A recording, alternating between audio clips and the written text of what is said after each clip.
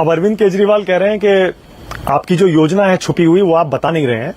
मोदी जी को हटा के अमित शाह को पीएम बनाएंगे, योगी जी को 2 महीने में हटा देंगे। ऐसा है, अरविंद केजरीवाल जी एक ऐसे नेता हैं जो अपने पार्टी में भी डिस्ट्रक्शन करते हैं, अपने परिवार में भी डिस्ट्रक्शन करते हैं, अपने सरकार में भी डिस्ट्रक्शन करते हैं। वो नेगेटिव माइंड के आदमी हैं और उनकी क्रेडिबिलिटी ज़ीरो नहीं माइनस है, उनकी पार्टी की क्रेडिबिलिटी माइनस है।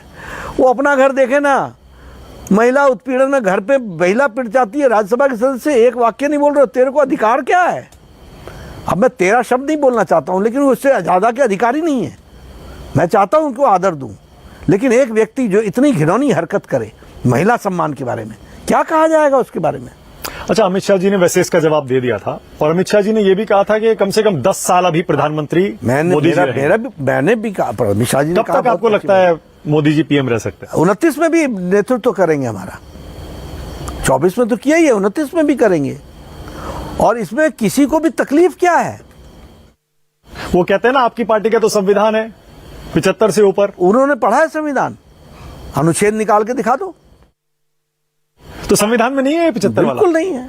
अच्छा, ये रूल बनाया गया था? ऐसा कुछ नहीं है। बात ये ठीक है, जो सामर्थ्यवान होते हैं वो काम कर देंगे, क्या दिक्कत है? ऐसे बहुत सारे सांसद भी हैं जिनको टिकट दिया है। ओके, अब ये आपके प्रचार पर नजर डालें। लेकिन इससे एक बात स्पष्ट होती है कि केजरीवाल को मोदी जी खतरा है, ये तो साफ हो रहा है, तो वो खतरा बने रहेंगे। वो तो कहते हैं मुझसे डरते हैं। अब ऐसा है, केजरीवाल कहते हैं केजरीवाल से सब डरते हैं। ऐसा है कि ऊपर को रख करके थूकोगे तो किस पर पड़ेगा? केजरीवाल फिर से जेल जाने के लिए तैयार हैं। तैयार नहीं, जाना ही होगा। कह रहे हैं कि मोदी जी जिसको चाहते हैं उसको जेल में डलवाते हैं। ऐसा है तो कोर्ट से बाहर आ जाओ ना। आप इतने दिन बाहर रहे, हमने कुछ कहा? आप अंदर जा रहे हो, मैं कुछ कह रहा हूँ, आप बाहर आ जाओगे, बहुत अच्छी बात है। लेकिन आपको कोर्ट से राहत नहीं मिलती। आप एक बार थोड़ी, आपने 3-3 बार एप्लीकेशन लगाई, 9 बार तो तुम सम्मन नहीं ली तुमने।